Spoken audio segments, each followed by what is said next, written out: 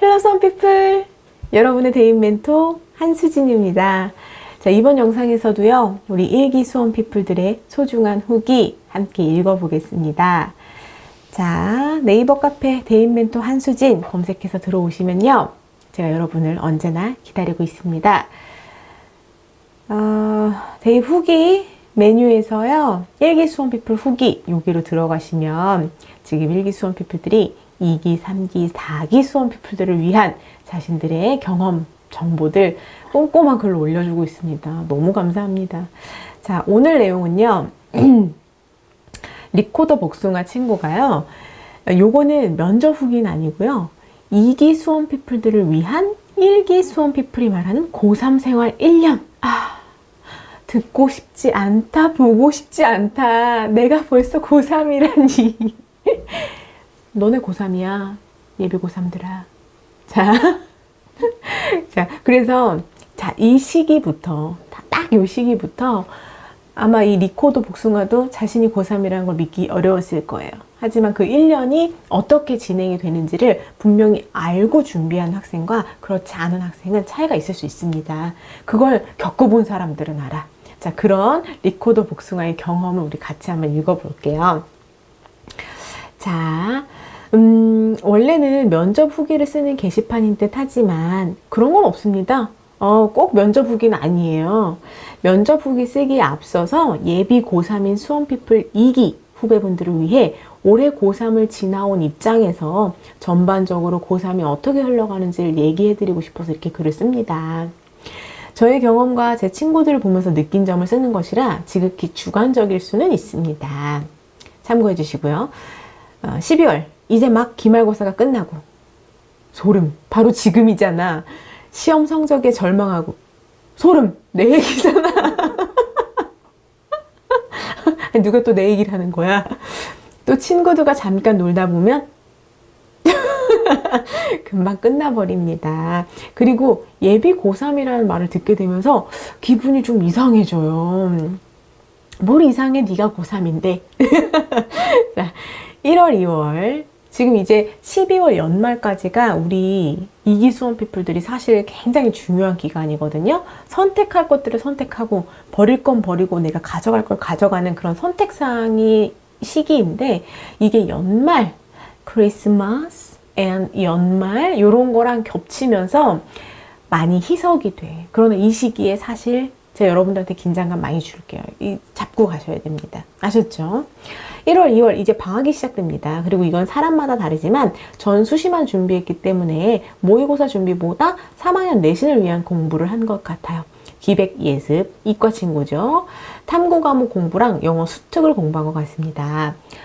그러나 별표, 이때 자소서를 써보지 않은 것이 제일 후회되는 것 같아요. 3학년 때 쓰면 시간은 없는데 써야는 해서 촉박해지니 문항별 아이템 잡는 정도의 틀. 자, 여기가 밑줄입니다, 여러분. 문항별 아이템을 잡는 정도의 틀은 잡으면 정말 좋을 것 같습니다. 자, 지금, 아니, 3학년 아직 생기부가 끝나지도 않았는데 무슨 자소서입니까? 자소서, 각 문항별로 내가 쓸 소재가 있나 없나만 살펴보면 우리는 알게 돼요. 아, 내가 쓸 소재가 없구나. 그래서 3학년을 정말 충실히 보내게 돼요. 이해됐죠? 자, 3월 개학을 하고 진짜 고3인 것을 실감하게 돼요. 그러면서 진짜 열심히 공부해야지 하는 마음이 가장 큰 시기가 3월만. 그리고 이제 담임선생님과 간단한 상담을 합니다. 희망 학과는 뭔지, 학교는 어디를 갈지 등등. 그러고 나면은 좀 심란해요. 싱숭생숭하죠.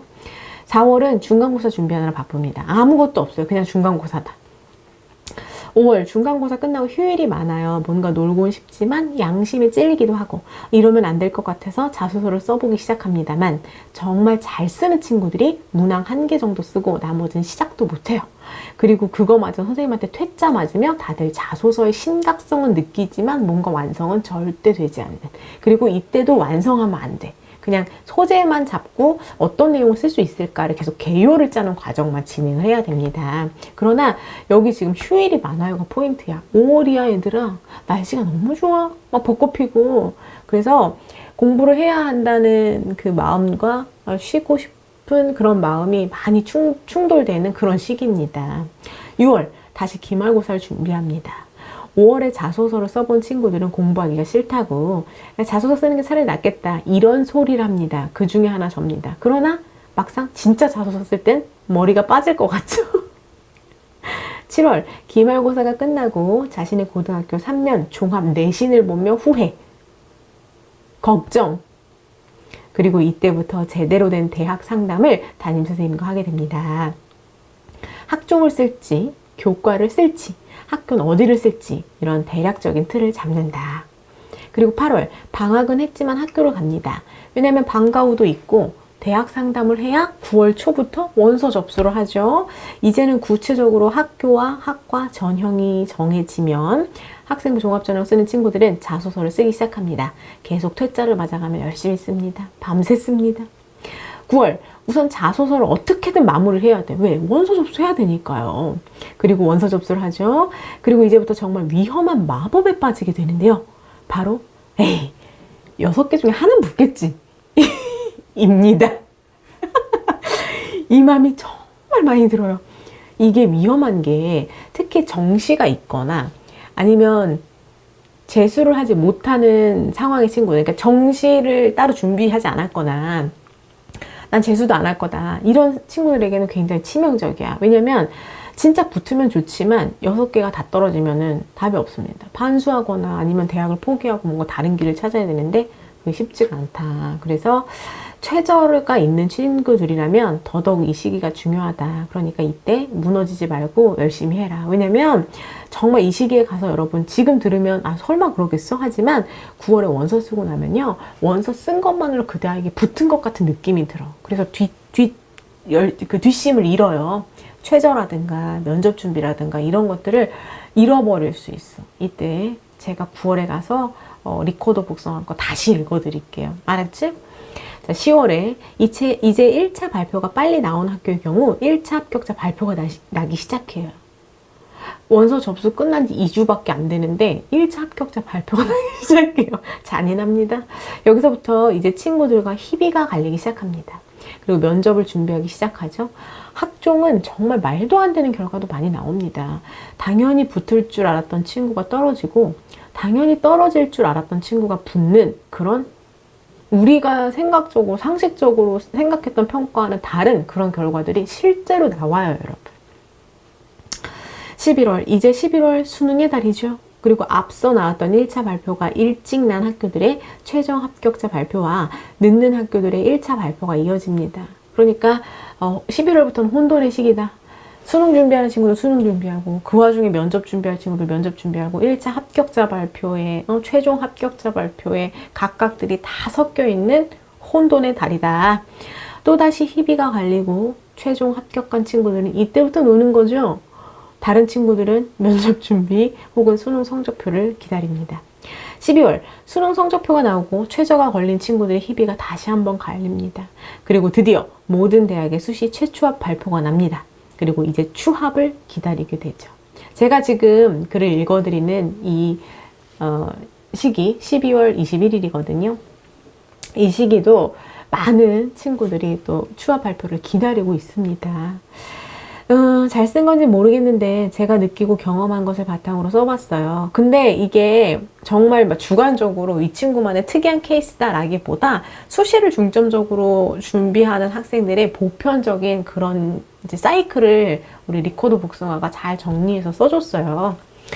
저는 제 위에 형 누나가 없어서 정말 혼자서 다 읽기 너무 힘들었습니다. 어떻게 진행되는지 이렇게 하는 게 맞는지 그래서 저와 비슷한 친구들 위해 한번 써봤는데 도움되면 좋겠네요.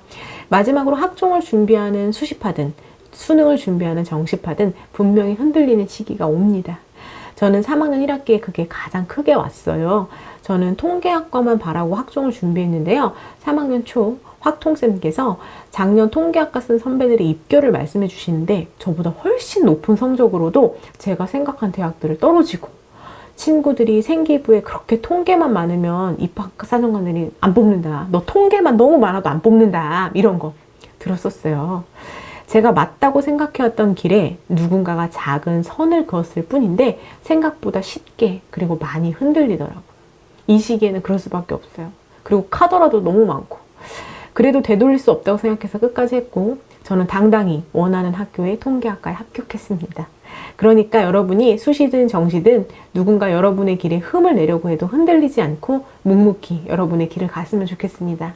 이기 수험피플들 화이팅! 했었습니다. 너무 고맙다. 리코더 복숭아요. 이 글을요 벌써 36명이 읽었고요. 좋아요는 5개를 눌러줬네요. 이 조회수는 생각보다 좀 적긴 한데요. 왜냐면 대학 이름이 안 걸려 있어서 그런 것 같아. 근데 사실은 각 대학별 후기도 진짜 필요하긴 하지만 지금 이제 고3을 시작하는 2기 수험피플들한테는 이 글이 정말 필요합니다. 이거 꼭 여러분들한테 강력 추천해 드립니다. 그래서 좋아요는 아마 좀 조회수에 비해서 많이 눌러진 것 같아요. 정말 실질적으로 도움될 수 있거든. 자, 리코더 복숭아 요거는 내가 매월마다 다시 한 번씩 돌아가면서 읽어서 강조를 할게요. 이거 필요하다. 자, 12월이다. 이제 막 기말고사가 끝나고 시험 성적에 절망하고 있는 너. 읽어봐라고. 잠깐 놀다 보면 금방 끝난다고. 그리고 예비 고3이 너라고. 그치? 자, 이거 진짜 이게 내 얘기다라는 생각으로 흔들림 없이 자신의 길을 묵묵히 만들어가기를 응원해준 리코더 복숭아에게 다시 한번 감사 인사드리면서 자, 이렇게 합격 요거 수험피플 1기 수험피플이 말하는 고3 생활 1년 후기를 마치도록 하겠습니다. 감사합니다.